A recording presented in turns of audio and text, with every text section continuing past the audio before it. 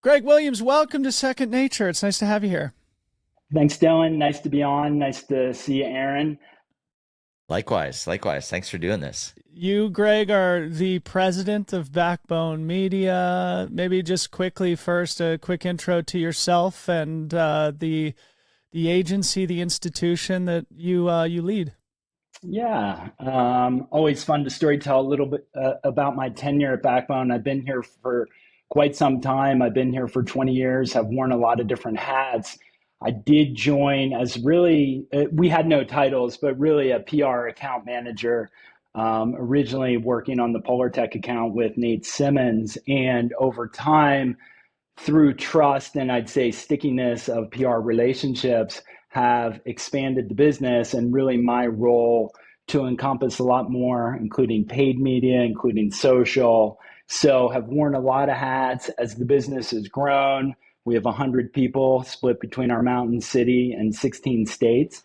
Um, I now oversee 10 different service areas and 29 directors. So the directors on our team really have evolved to be kind of this dimension and this backbone and connectivity to our teams and our clients that really have allowed us to grow in ways that continue to sustain a business 28 years in. So, but I guess let's go back in time. Yeah.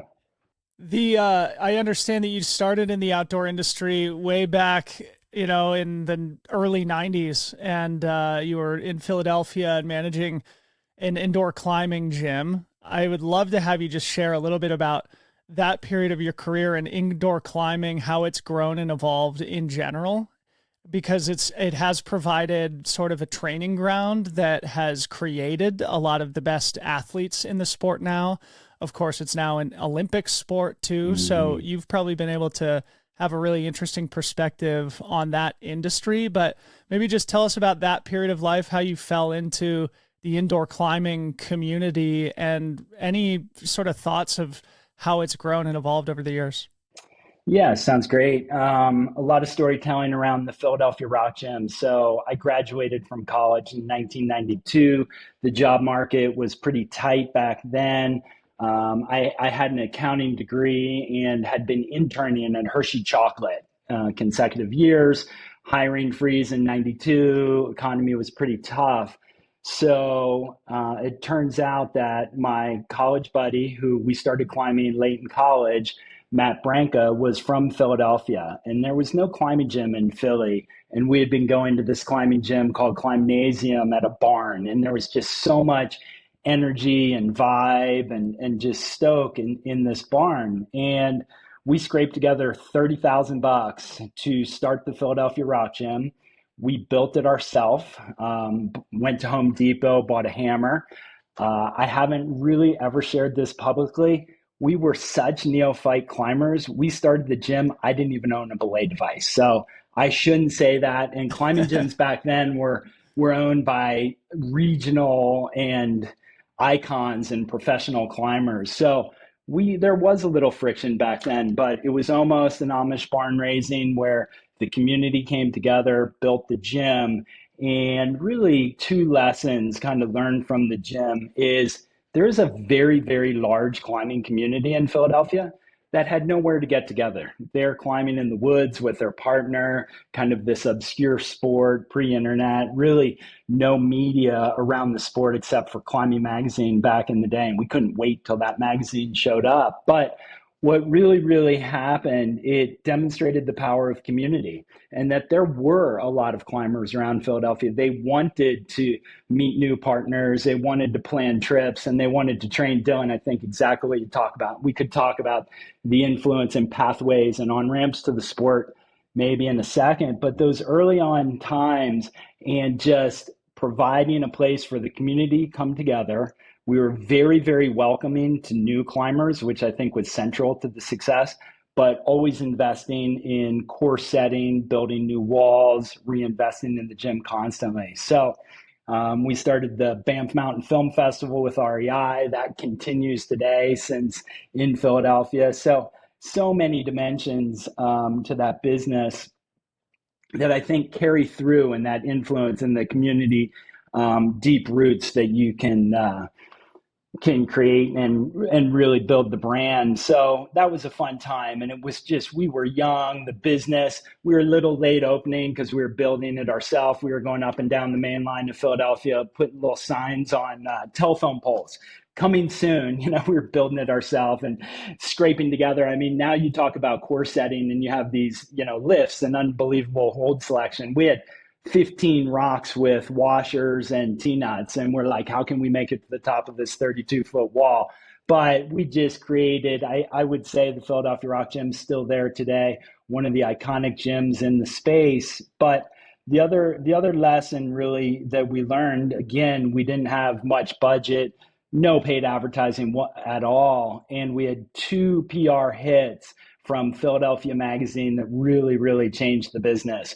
We were voted best date in Philadelphia, and we were voted best birthday party in Philadelphia. And that was a little bit, and immediately we could see a spike in people on dates, co-ed aspect of the business, and then a lot of birthday parties. We even doubled the rate. I remember from $400 to $800, and we even did more. So just the efficacy and power of PR was on full display back in the early 90s. Wow. That's crazy. I would say maybe the third lesson that you've sort of kind of circled around too is this concept of like, you can just do things. You had no business really starting a rock gym. You had the resources and you had the energy and you just did it. You didn't really ask for permission. You just created this thing from scratch and made it into something really meaningful. I've got to imagine there's plenty of other examples throughout your career where maybe that's also been true. Yeah, maybe to talk about rock gyms, nobody knew what a rock gym was. Insurance didn't know what it was. We were leasing a space. My parents are like, what are you, they had nobody knew anything about indoor climbing gyms. And then one thing that was really, really funky was we had no windows in the warehouse, and kind of like Adam Miller from Revel, when they were living together and building bikes, we were living in the gym and just like living in 7 days a week, always climbing. So kind of had that spirit from the beginning. And we had people that were working for free for a year and just living and breathing the culture around climbing. And absolutely, Aaron. Just the energy really drove the viability of the business. So then what prompted you to get into media? I love this original sort of insight about the power of PR and you experiencing it firsthand at the Philadelphia Rock Gym. As I understand it, the next chapter of your career was at Climbing Magazine, which is what brought you to Carbondale and the Roaring Fork Valley. Share a bit about that part of your story. Why did you pivot to media when you did? Yeah, good question. So it wasn't so much Climbing Magazine, it was climbing the sport. So at the PRG, the Philadelphia Rock Gym, I met Carolyn, my wife. She came in, we started dating. We were out climbing out west a lot, Yosemite, Tetons, Banff, Colorado, all over the place. So she's from North Conway, New Hampshire. And shortly after we got married, we wanted to start our life in the West. So quickly made a short list, and Carbondale was on the list really because of her job at Colorado Rocky Mountain School, a college prep, independent day boarding school that has a great outdoor curriculum, and Conrad Anker went there, and just a lot of kind of history within the industry. And Climbing Magazine, so for my job, Climbing Magazine was in town, and the North Face. And Dylan, you might remember this from being connected to the Valley, but North Face was in Carbondale from 1997 to 1999 when it's owned by Jim Fifield before it was sold and moved to, it wasn't even Alameda first, it was in the East Bay.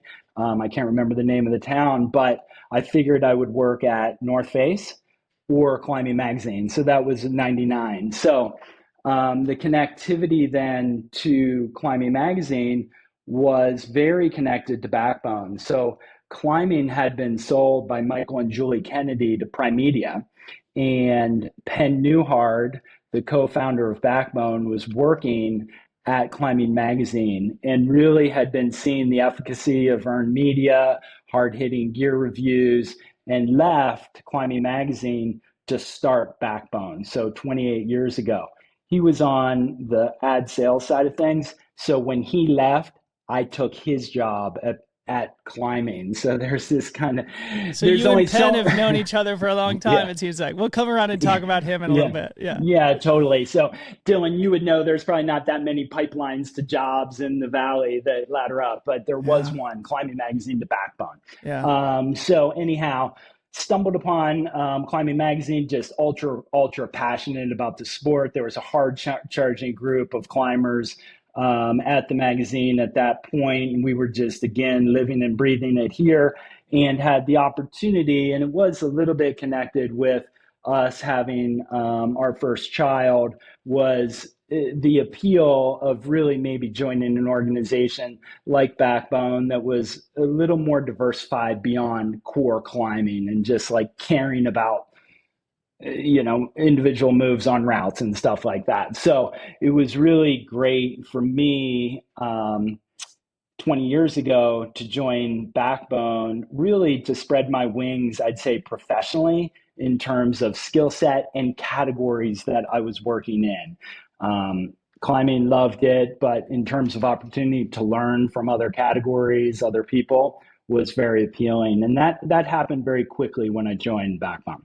Real quick, Lucy, I think this is going to be fun here. Carbondale, Colorado is a place that most of our listeners have probably never visited. I'm sure many have heard of it, but it is sort of just a small town outside of Aspen, Colorado, and a place that is not really easy to get to. So most of the people who make their home there are there for a very specific reason, but it has turned into kind of an underrated nexus of the outdoor industry. You reminded me of the history of the North Face being in the valley. Of course, they're down on the Front Range now, but Revel Bikes, we just had Adam on the podcast. I can see their building outside my window right here. Yeah, I have a bike. Climbing Magazine, and then the Trail Runner Magazine and Rock and Ice started in Carbondale, Colorado before they were sold to outside. Kyle Siegel and Raid Research are in Carbondale, Colorado. Is there anything that you want to share about just like what's in the water, man? Yeah, Carbondale being this like maybe outdoor I shouldn't industry. talk about it. People say, "Are you the mayor of Carbondale?" and a lot of things like that. So I live in town. I work here. I've raised kids, and absolutely love Carbondale. You talk about maybe one of your colleagues, Chris Kloos, and the influence of the Enormocast, of maybe undeniably being the most influential climbing podcast in Carbondale. The 5 Point Film Festival, 18 years in, one of the an amazing nonprofit putting on a great festival every April. So it is this town. It's uncanny how I could be in New York at a dinner and be like, I want to come to Carbondale, just like the confluence of the rivers, Mount Sopris being our beacon, and I'd say connectivity to Aspen for everything that Aspen can bring in terms of culture and influence of the valley. But Carbondale is absolutely positively our own community. We are not down valley. We are down valley from Aspen in many ways, but it is, Dylan, I do say, even athletes that are here all the time. Yeah. It's this little epicenter, and people describe it as a mini Boulder, I'd say maybe politically and lifestyle side of things. And I think even athletes that have come here or brands that have come here, it's maybe their second act, not their first. It wasn't their first win or whatnot. So a great community here. And you even look at it from a climbing side of things and look at Rifle, which has been at the pinnacle of the sport climbing destinations in North America for 30 years. And it remains as relevant today as it's ever been. And sadly, just evacuated on Sunday for the fires. So it's, I think, fine. But okay, real quick, because this just a quick story here. You mentioned Jim Fifield, who used to run the North Face when it was in the Roaring Fork Valley. Do you remember when the fire was on Basalt Mountain in Lake Christine fire. Lake Christine fire. I was living in Missouri Heights at that time. We had to evacuate. I went to go stay at Jim Fifield's house with some mutual friends of his for a couple of days. So thank you for that generosity and hospitality to the Fifield family. But anyway, a lot of fun stories here. Go ahead, Lucy. I guess I want to bring it back to that era of working at climbing, and you can answer this from like your own career standpoint or your role as a, president of a company here too. One of the things that I'm really hot on is this idea of sort of subsidizing your growth as, workers, maybe not the right word, but just like while you were at climbing, you must have learned enough to be dangerous to then get to Backbone and have a better insight of how PR works from the opposite side of it. And I'm really curious to hear, and again, like answer this from either perspective, but like, how did that experience of being on the other side of the conversation sort of influence when you did make it to Backbone? Yeah, I would say it really, when I was at climbing, I was on the business side of things, but did really see how seriously Matt Stanley, Zach Reynolds, Jonathan Fasenga, Matt Samet, all those editors took their jobs, and how rigorously they tested gear, how unbiased they were. And this was in the earlier 2000s. And really how to maybe a little bit how not to work with journalists and editors. I learned in terms of, showing up authentically, showing up credibly.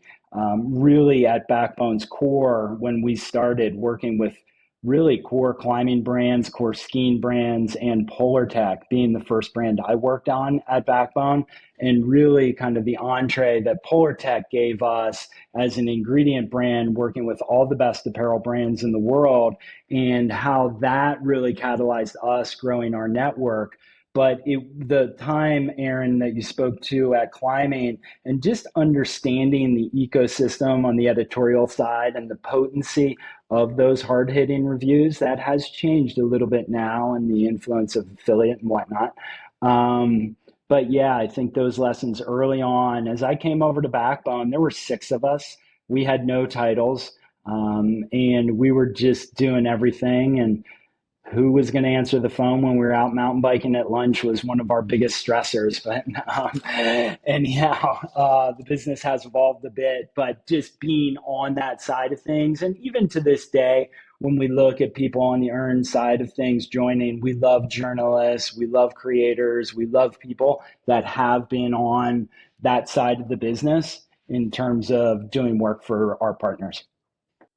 So now let's talk about Backbone in detail. I've had many friends who have been employees of the company over years, and you've been there for 20 years, going from 6 employees. I think you're now at 100, and a lot of that operation falls under your direction, as I understand. I want to get into that, but maybe first of all, just tell us about why Backbone. 20 years is a long time to be at the same place. What's the special sauce of Backbone Media?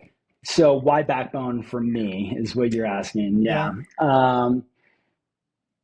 I'm probably Backbone's number one cheerleader. So I'm going to be a little biased in terms of this. We did a recent survey and asked everybody what they like best about Backbone. 50% said the people, 50% said the dogs. So there's a little cliche in there, but I mean, it has been the people. Dylan, Aaron, I was talking to John DeQualo. He said he had run into it, I think OMS recently, or no, OMA. But it's just been the people around Backbone. We used to have a little bit of this kind of test to see if somebody felt like a fit, and it would be driving from Carbondale to OR to Salt Lake. And if there should be nobody you would ever want to avoid on that drive, you could skid off Soldier Summit, like there's a lot going on. You hit Salt Lake traffic right at 5:30, whatever it may be. So we would have this test, like, could you do the ride to OR? And I would say all these years later, and I was talking to Ian Anderson, our VP of Earned Media, the other day, how many people have come through Backbone?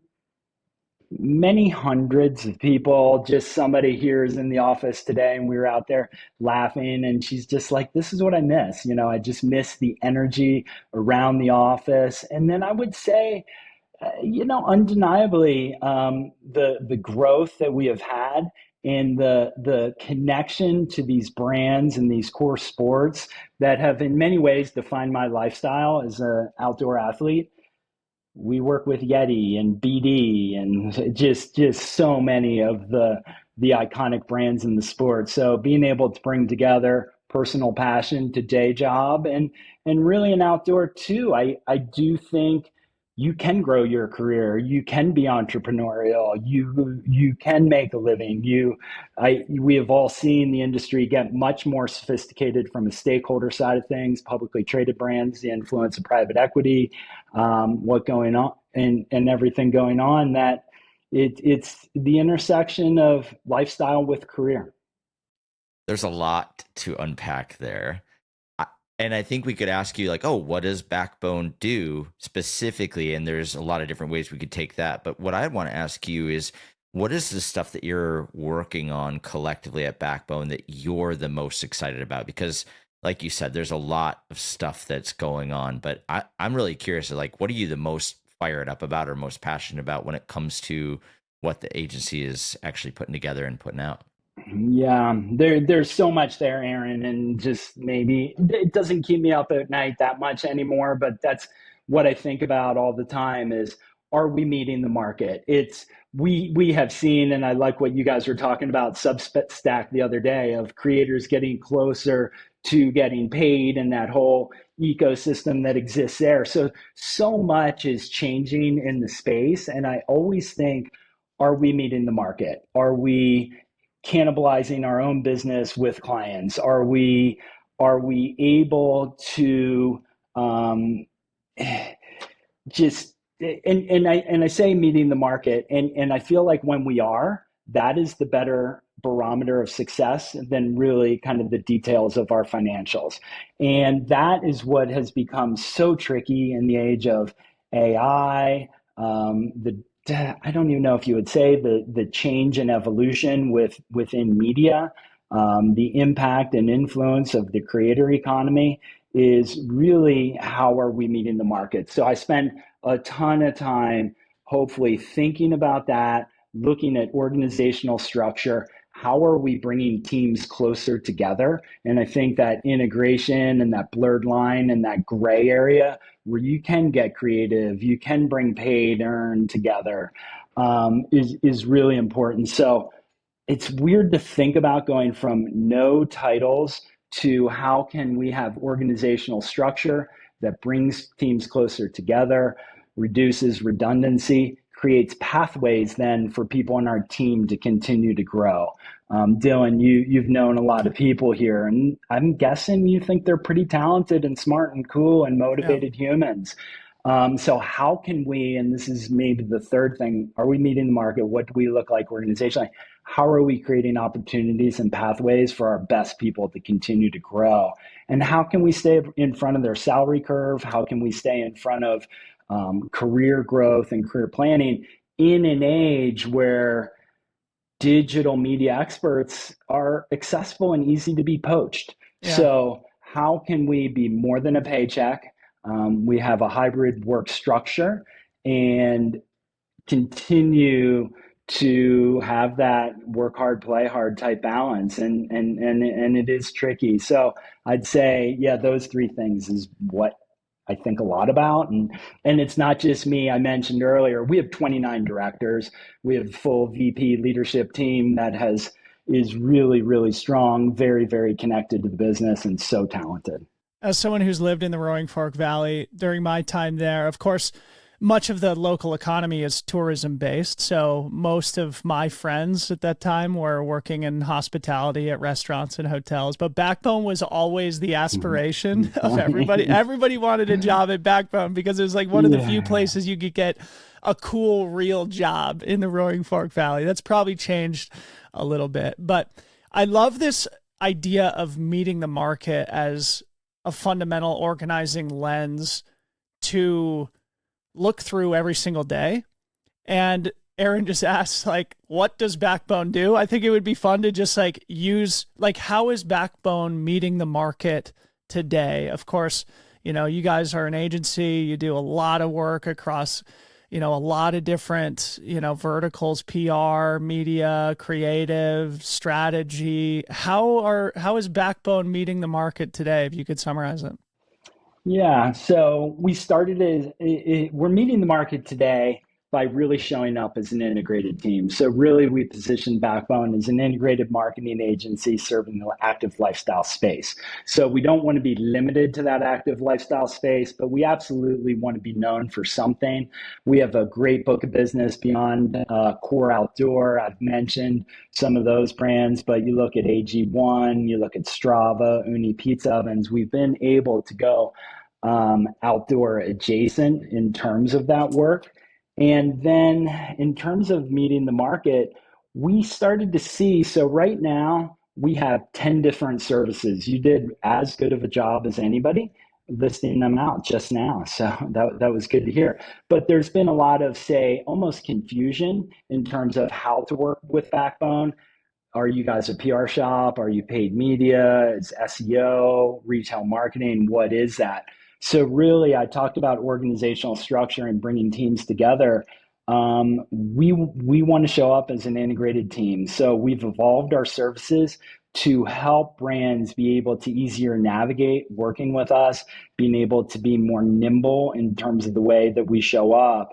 So bringing teams closer together, our paid social team with our community management team, with our influencer creator team. How is SEO? And we're seeing a lot of, and Aaron, you might see this come across your desk. You're connected to the OMS in October. So we're pitching a topic around this intersection of SEO and PR and the importance around AI and large language models. So I do say, Dylan, there, how do we continue to show up? It's really this intersection of paid and earned media.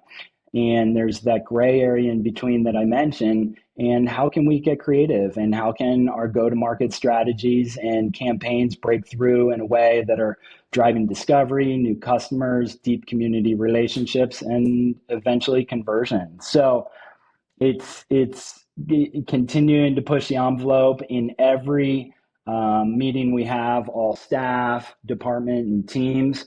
We're sharing thought leadership on AI. We're sharing how we're using AI every single day, operationalizing it across each department just to do better work.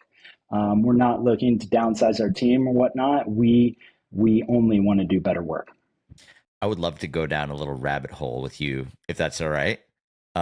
You've mentioned a couple of times this, creator economy and working with creators to, produce some of this paid content and some of this earned content.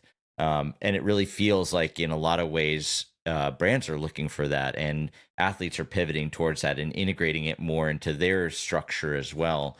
Maybe just like a top line question of how do you feel like that fits into a lot of the work that you're doing, and what are you excited about when it comes to working with creators and what that might open up for the brands? Yeah, it is interesting. I mean, so much going on, and you talk about athletes and ambassadors and creators and influencers, and are they adversaries? Do they work together? And just what is the sweet spot, whether you're a direct to consumer brand, whether you're a legacy outdoor brand. And I see it.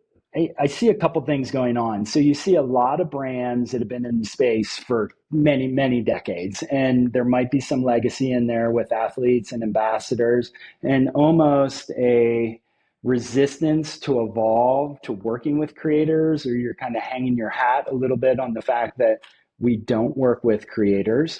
And I'm really seeing that pendulum swing right now. Certainly and clearly, we're seeing athletes and ambassadors asked to do more on the social side of things. So that's getting a little more clear. And then also more of an open mind in terms of working with influencers and creators for heat moments, for energy, and then using that, say, as a pathway for deeper brand relationships. But I would say many brands in the space have been slow to evolve to that opportunity right there, and that they're almost not cutting off their nose a little bit, but like, hey, we don't work with creators. And in terms of the efficacy of we just did a great campaign with Yeti, where we worked to bring in more heat around a campaign around this Camino tote bag. That tote bag has been sold out all summer. It's gone viral. And on TikTok, we just worked with 100 different creators hitting this millennial mom demo. We had unbelievable amount of content created really for free on the earned side of things. We didn't pay any. And that's what I think speaks to the potency of some of these brands, that you can still get truly earned impressions from connectivity to the brand. That absolutely isn't in place of the work that Yeti is absolutely committed to with their ambassadors. That is that long relationship of influence, not around campaigns or heat moments. So there's so much changing in there, and working with brands in terms of where that sweet spot is, how you then take that content and use it on the paid side of things is proving to be really great. And then just using that content to test new audiences is really, I'd say, emblematic of a lot of what we do. We'll work with that deep brand knowledge that we have on the earned side of things with creators. We'll execute campaigns there. We'll use AI. Sorry, I don't like talking about AI, but it's just, we'll use AI to brief in our teams. We'll just say, hey, we'll create a podcast on Google Notebook. We'll brief teams in really quickly. Everybody's on the same page. And then we get that great content. We make sure that is on brand, authentic in their voice. And then we get that to our paid team. And then the paid team will extend the reach and influence on that, and then really look at it from a different lens on the metric side of things. So interesting. One more question for me on just the Backbone structural side. We've mentioned Penn Newhart, the founder, here a couple of times. He's still listed as the CEO. You're the president. I'd love for you to explain the distinction, your guys' relationship over time. Yeah. We have a great leadership team. I absolutely am one of the co-leaders. Penn Newhart, one of the original founders, and Nate Simmons, who joined a year after, have been at the helm and very, very active in the business for 28 years. They still, to this day, today, every single day, very connected to the business. The day-to-day operations really are led by the senior leadership team that I co-lead with Charlie Losner, Ian Anderson, Mike Davies, and Alice Hackney. So leadership team, a little bit, few cooks in the kitchen, but we're independent, and it's a small partner group that is the ownership team, and then we each have various leadership roles. So, but you mentioned a couple of times going from a place that didn't have job titles to now you do have to have operational efficiency. Is that something that comes natural to you, just the operational nuts and bolts of building this business? Yeah, I don't know naturally. I would say from those early days, I'm always interested in business and kind of that entrepreneurial, meeting the market, continuing to evolve and change our business. The inflection point to have titles was many years ago. I remember the first time somebody asked me about a career path. I was like, what, a career path? I'm like, we're trying to do great work to send out an envelope that then comes back with money in it, and then we all get paid. So, and then we go ride our mountain bikes in the yes, afternoon. exactly, totally. So it's evolved a lot from that, and really we needed titles and we needed pathways for our team to grow. And now I was talking to Courtney Heinrich, she's our director of social media, yesterday, and we were doing a salary increase for somebody on her team and just talking about her career. And she's had 5 promotions here. So just the ability to continue to grow your career and feel like you can be here for a long time. You can also come. We have a lot of people that have been homegrown and really grown up in the industry at Backbone. But now, as we've matured and evolved, look at somebody like Charlie Losner, who's our VP of digital media.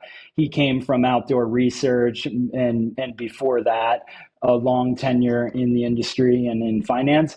And bringing people like that into the organization that can bring their knowledge from other businesses and continue to grow their career, I think is a great evolution.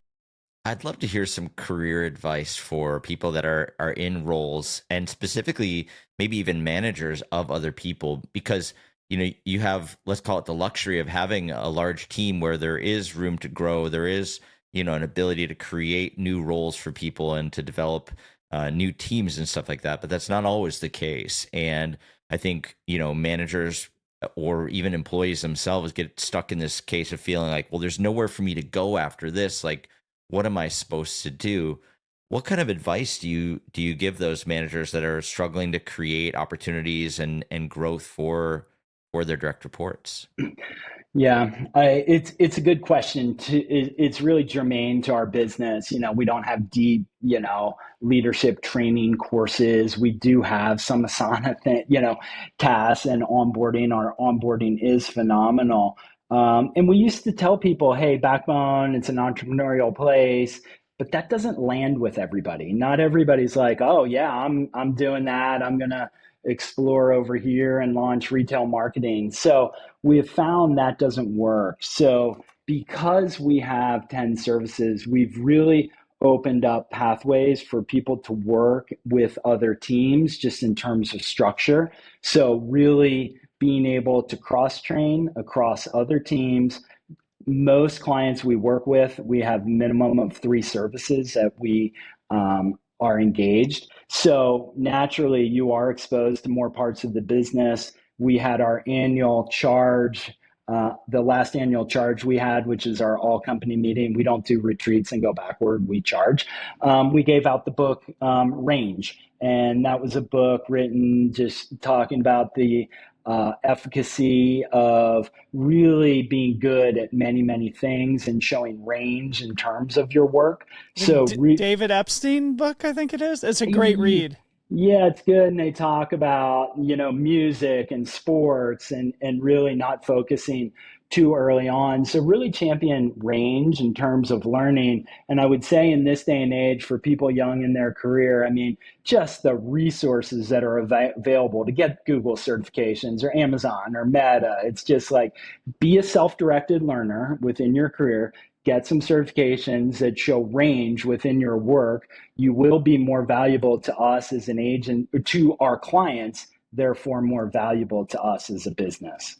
So interesting. I just pulled it up. It is by David Epstein.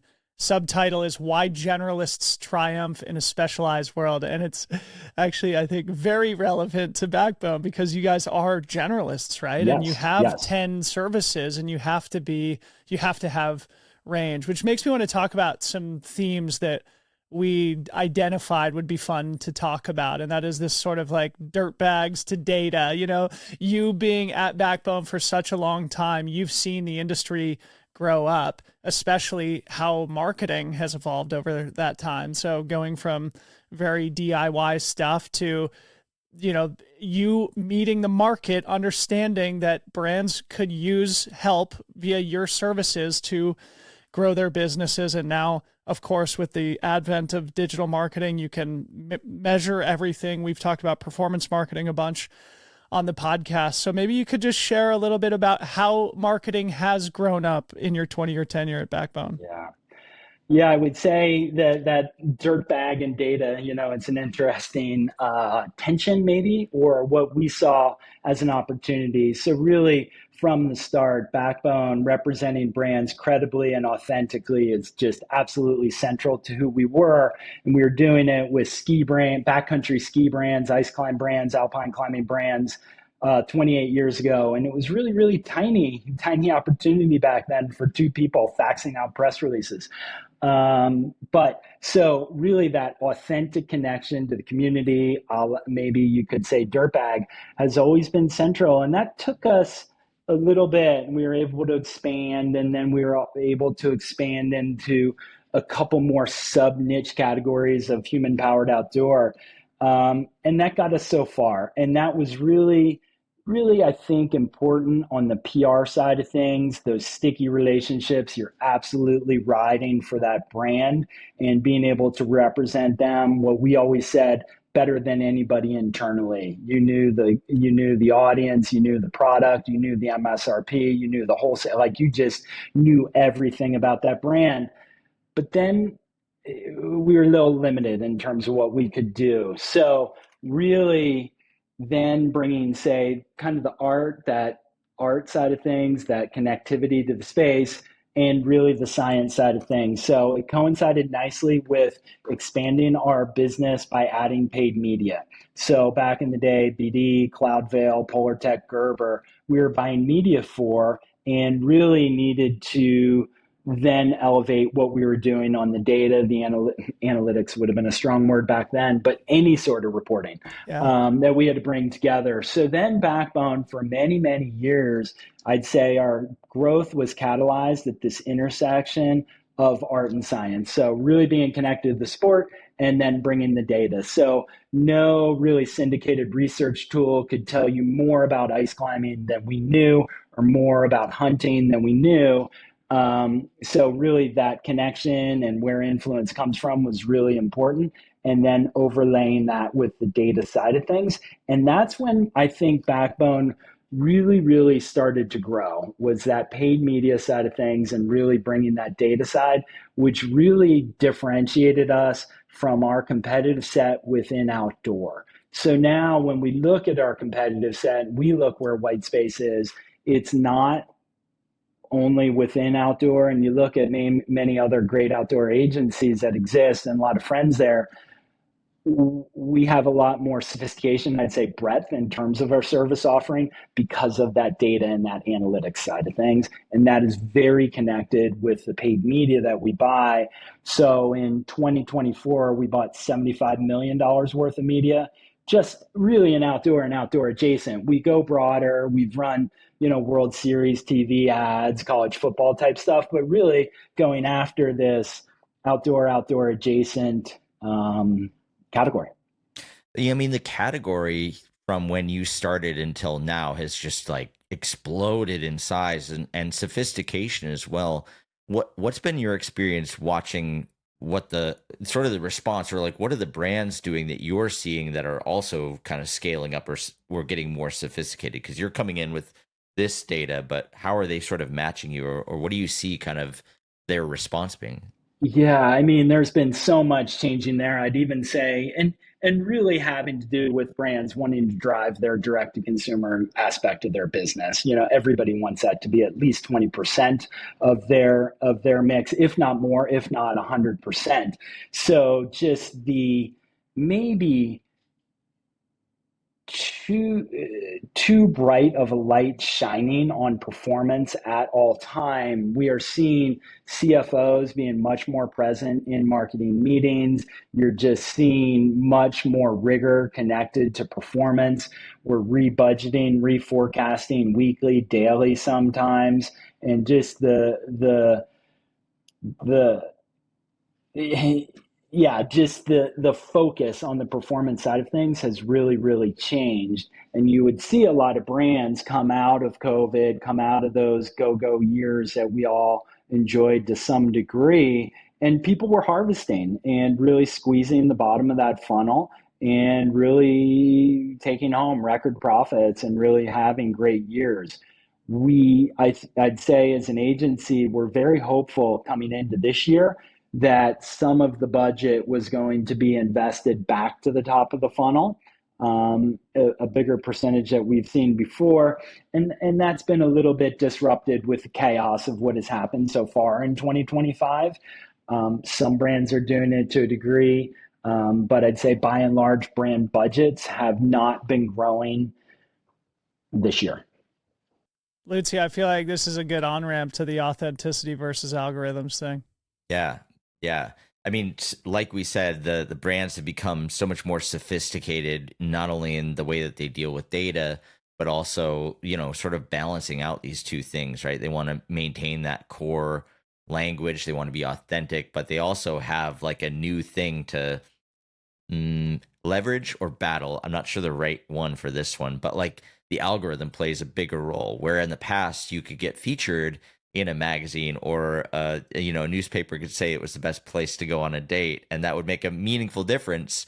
But now you can have a piece of content go viral that could completely change the future of a brand, positive or negative, really. How do you think about sort of navigating that whole landscape? Because you've obviously gotten more sophisticated with the data, but there are also like some pretty major levers out there too.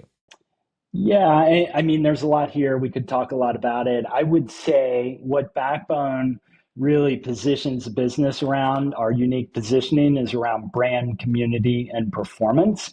And I think that can speak to a lot of what you're asking there, Aaron. And really, it's the interplay between the three that we think Backbone's uniquely positioned to address. So if we unpack that a little bit and maybe start with community, and community is really going deep, and really that's that breadth and that's those connections. It's the authentic knowledge in the space that is so important to building the brand health. The brand health then really is, I would say, grown through paid, earned media, and the connectivity between community and brand and the handoff really that you can have there to the performance side of things really leads to better performance. So those teams really here at Backbone work very, very close together. So we want that depth that we can get on the community side, the breadth that you can get on the brand side of things. We have a great campaign happening right now with Ultra. So Ultra is really looking to connect a little bit more with women, more with the road running side of things. We have a dopamine dispensary that is on tour around Colorado. We're at Yoga on the Rocks. We have a DIA out of home campaign. We have wild postings around Wash Park and Sloan's Lake.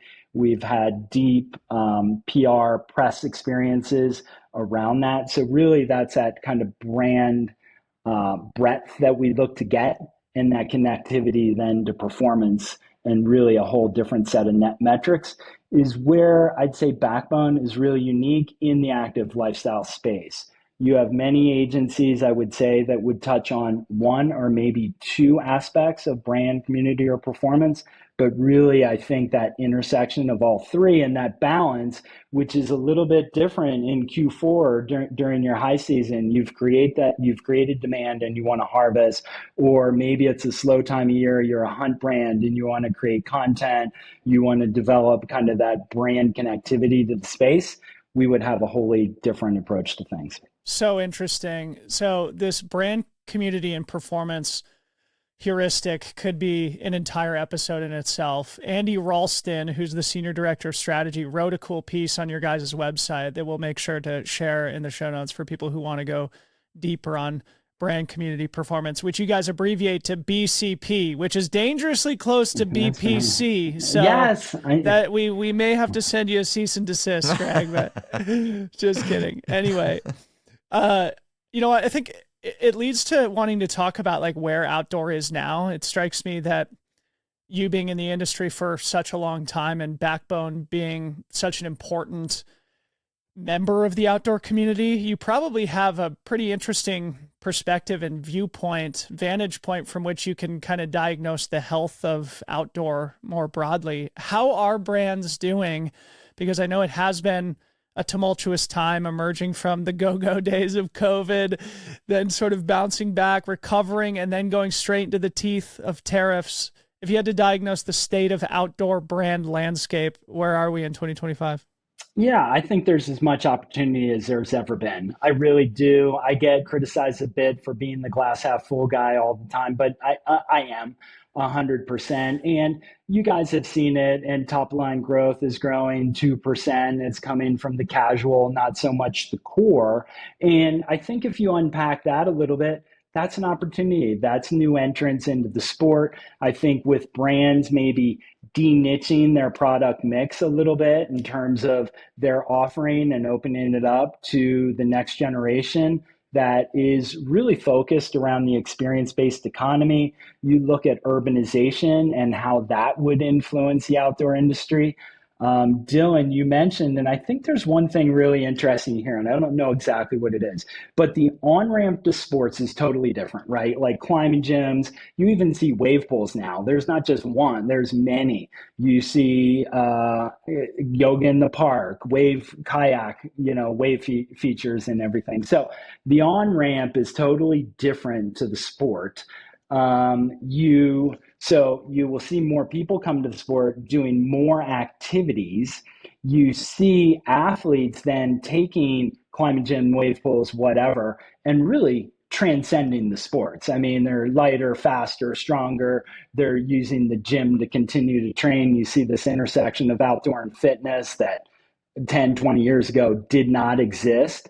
And then you see a brand you mentioned like Raid earlier that really maybe being authentically connected to the communities, Backbone's roots, you can continue to innovate your products. You can continue to storytell through Substack, YouTube, whatever it may be, in a way that then can continue to grow these brands. I think there's as much opportunity in the space as there's ever been. We look a lot at Backbone. Growth is a core value of us, and we are capitalists. We do want to grow our business, but when we talk about growth, we talk about being intellectually curious. We think about careers. We think about meeting the market in terms of growth, and I think there's as much opportunity for us as a business as there's ever been. I think there's another whole podcast around this concept of casual versus core.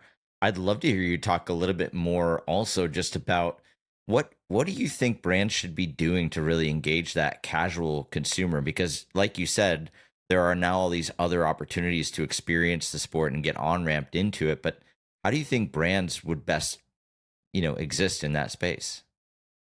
That's a good question. I'm not sure I have that answer. How do you show up authentically, not alienate your core, and bring in new members into the community? And whether you're Black Diamond and looking to continue to grow your apparel business while remaining the number one climb brand in the world, or you're Yeti, founded on a flats boat, really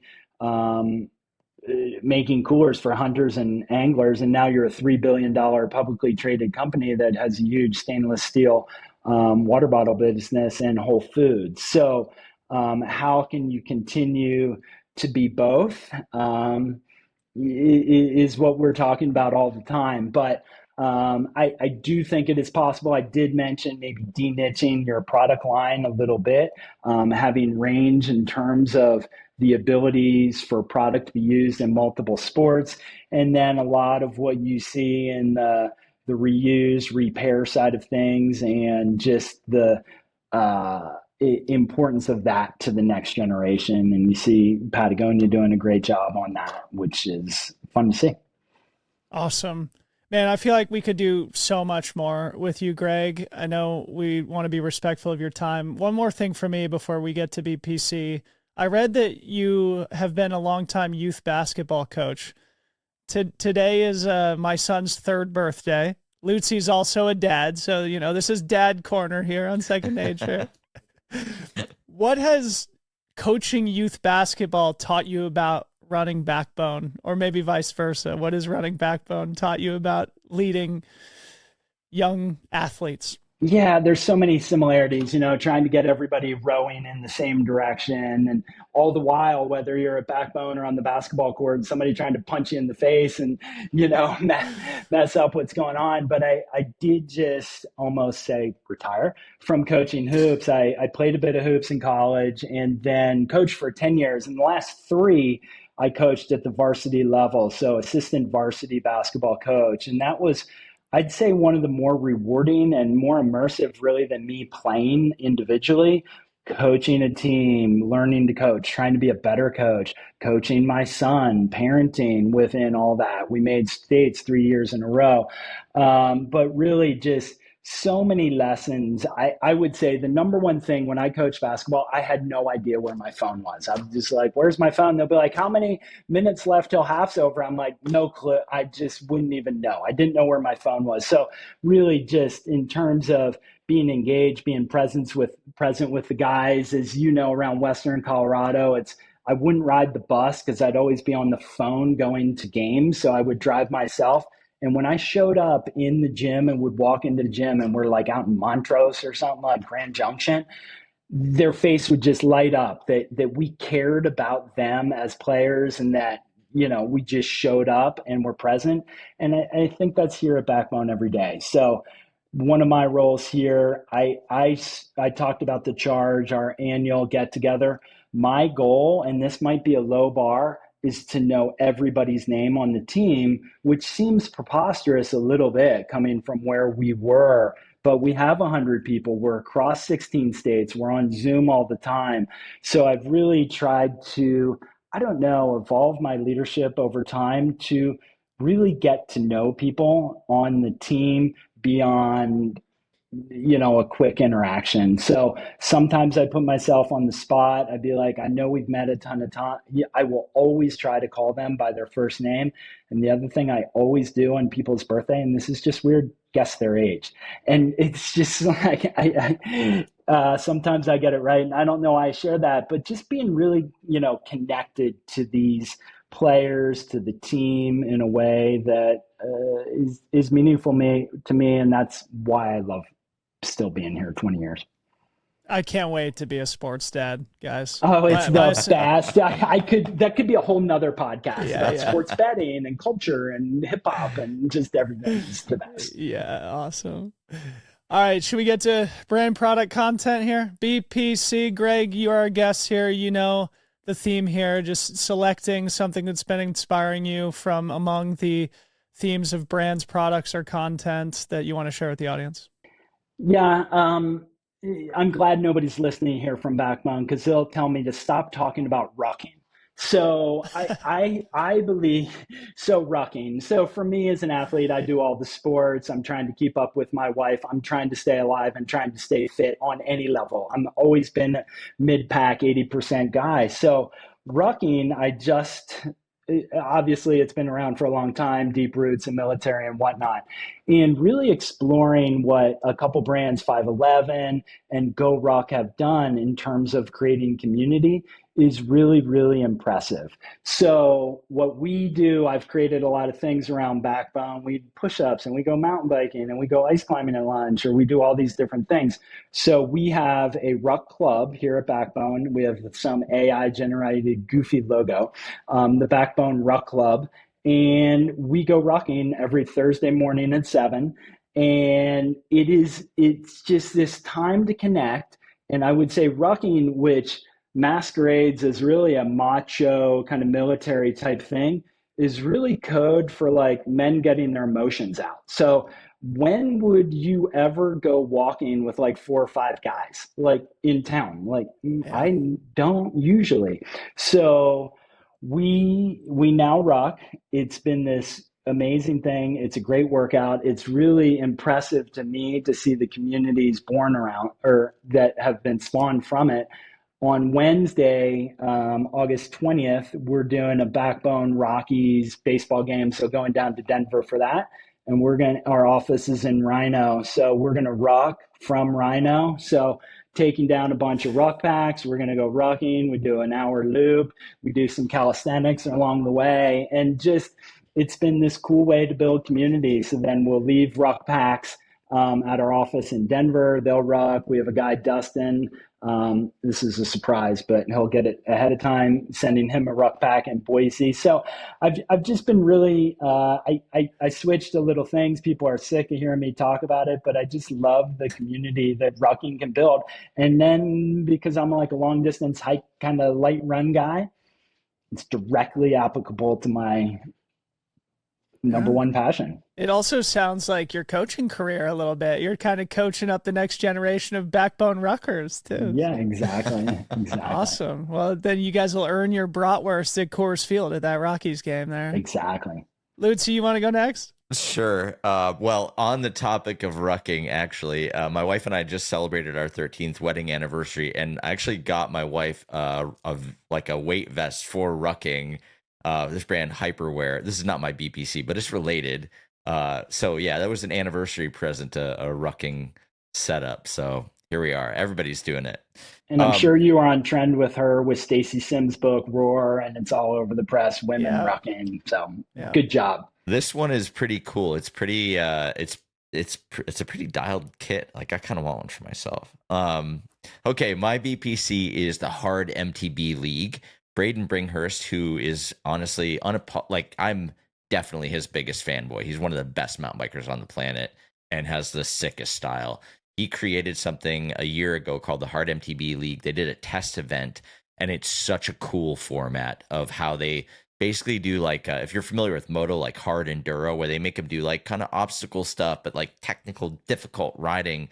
But he made it look really cool, and he brought all these racers and riders from all these different disciplines together to compete. And they did this test event with the idea that they were going to launch it this year.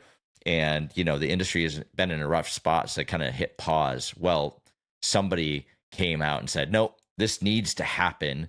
We're going to fund you for the next 3 years. We're going to give you the resources to really make this whole thing come together. And the Hard MTB League is back on, which I could not be more stoked about. I'm a huge Braden fan, and his vision behind it and the riders that he's pulling into it and the resources that are being created for lots of riders, like everything that's going to come out of this is going to be awesome for the sport of mountain biking and beyond. And pumped on this one. Sounds like he needs to come on the podcast, Lucy. Absolutely. Speaking of podcasts, I'm going to close the show by recommending one. I don't know if either of you guys listened to The Knowledge Project with Shane Parrish. Really good show. Last week, he had on Ryan Peterson, the CEO of Flexport, which is a global logistics company. And has nothing to do with outdoor, but I think it's just interesting as a consumer of general interest business content. A lot of good takeaways in this episode. And I think the thing that sticks with me most, as somebody who is always very self-conscious about my own capabilities as a leader and manager of my own business, is oftentimes you feel like somebody else would be a lot better at your job. And we've actually talked about that on the podcast a bunch. Let's see, me feeling like, I wish I just had like a CEO to come like run my business. I feel so incompetent. He had a similar situation, and his business, obviously, you know, orders of magnitude larger and much more complicated. And he grew it to be this global leader in a very hard industry that has a lot of moving parts by definition, that being global logistics. But it was like 3 or 4 years ago, he brought in a new CEO, a guy who had been running Amazon logistics for like 10 years. So on paper, somebody who would be quote unquote more competent, more capable to assume the role. A bunch of bad decisions were made. Long story short, he has to come back in, reassume the role as CEO. And there's a lot of like good banter back and forth about the learnings from that, of like the importance of being a founder and the deep subject knowledge or subject matter expertise that just gets downloaded into our spirit, into our soul, that is hard to then transmute into somebody else, even if on paper they seem to be more competent and more capable. And we talk about, you know, founder-led brands and things like that. And now talking with you, Greg, like you may not be considered a quote unquote founder at Backbone, but you've been there for 20 years and the DNA is, you know, baked into your brain. And Penn, it seems like, and the other individual whose name I can't remember, who you know, are still assume the co-CEO roles, you know, they still probably carry that torch and feel the, you know, the birth of Backbone in their bones. And I think that shows up in this episode also with Ryan Peterson. So The Knowledge Project with Ryan Peterson about Flexport, a really good listen. Wow, that was an awesome episode, Greg. We appreciate you coming on the show. And yeah, we'll make sure to link to Backbone and everything you guys are up to in the show notes of today's episode. We just appreciate your time. Great. Thanks, Dylan. Thanks, Aaron. Love being on the show.